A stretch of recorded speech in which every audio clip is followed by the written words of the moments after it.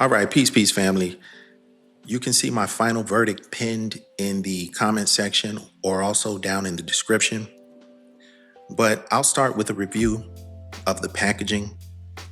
All of my vinyl unboxing videos are reviews of the packaging, basically examining the quality of the presentation.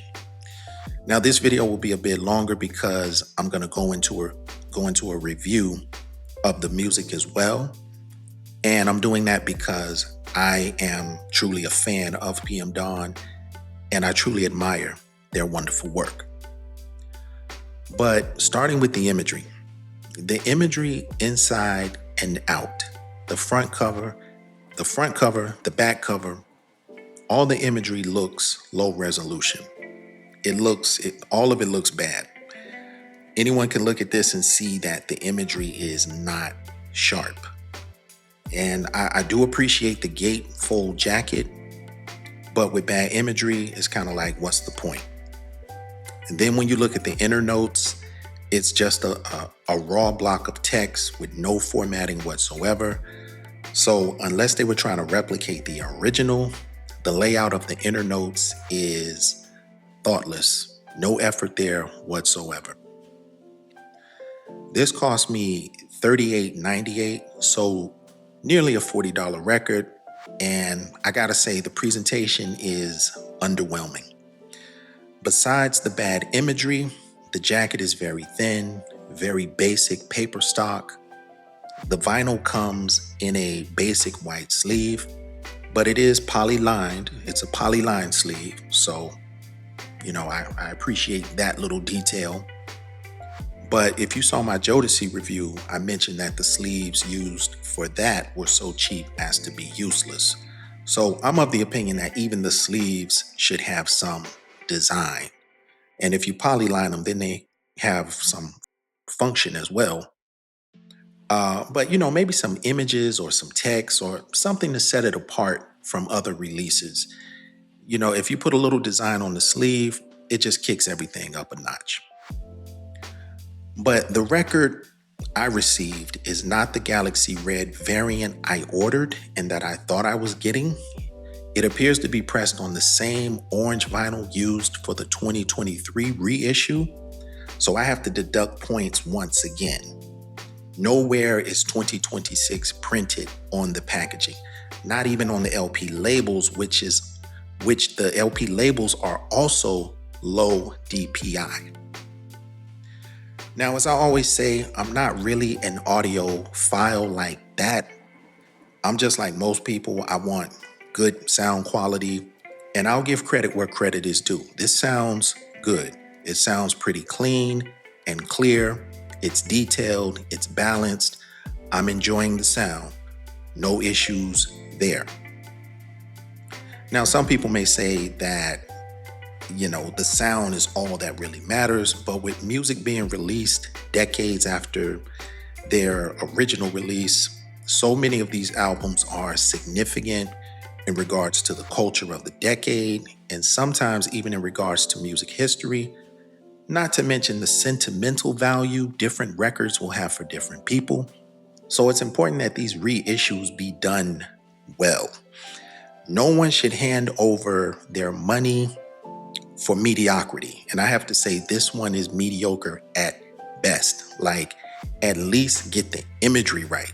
If the album cover does not look good, it's a fail right out the gate. Nonetheless, the genius of Prince B remains unscathed. Now, on to the music review. Now, this has to be Prince B's masterpiece. What he delivered here, I find absolutely delightful. I find his writing to be distinct, passionate, humorous, playfully dramatic, humanly insecure, soft, whimsical, deep in thought. In his work, I hear an overthinker.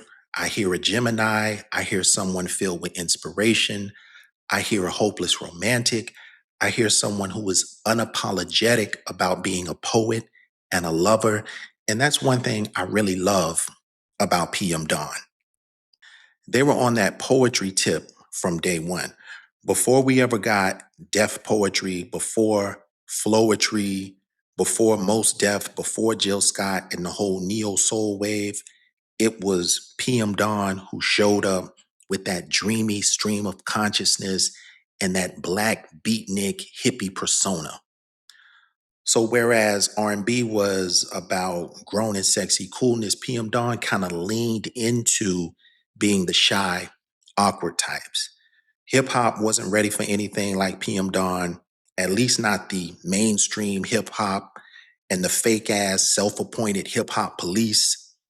And this is something Prince B addressed on the third track from this album, a track called Plastic, where he kind of talks about being scapegoated and being called a sellout and being dissed for nothing more than just being different.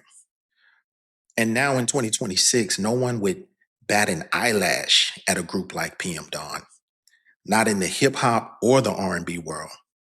You know, PM Dawn was clearly ahead of their time. And I say Prince B, but let me also acknowledge DJ Minute Mix because PM Dawn is a duo. But I think it's interesting that PM Dawn got picked up by a European record label after being rejected by Tommy Boy and not getting much traction in the US. It just seems to me that Europe had a serious hunger for hip hop, especially hip hop coming out of America. Remember, the whole Eurodance wave was on the rise at this time, and many of those acts incorporated rap or hip hop artists from America. Sometimes I almost feel like hip hop was embraced more quickly in Europe than it was in the US.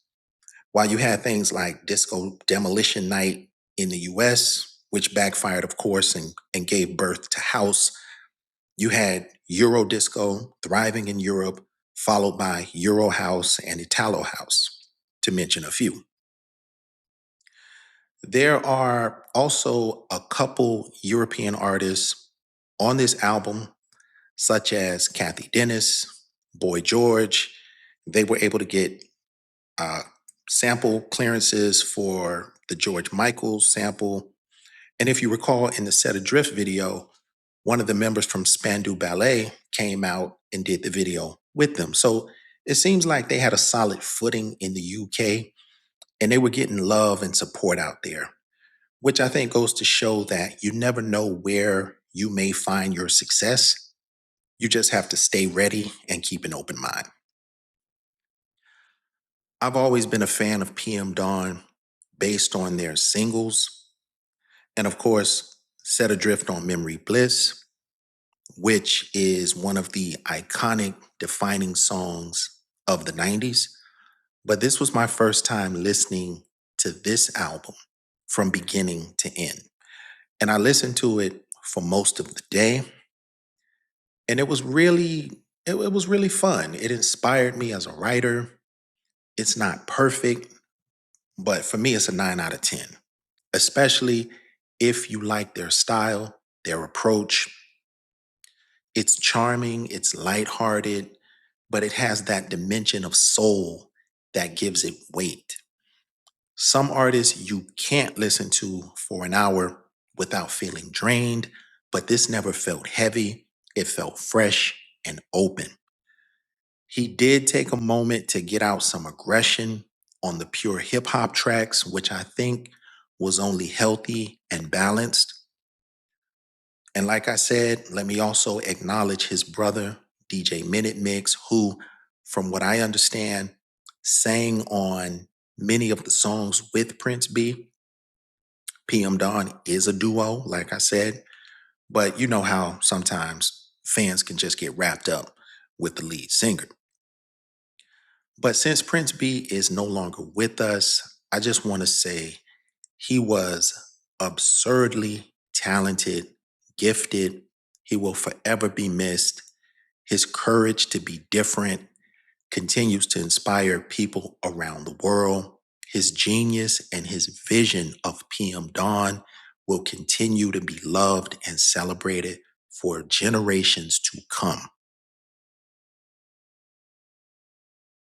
PM Dawn, the Bliss album, 1993.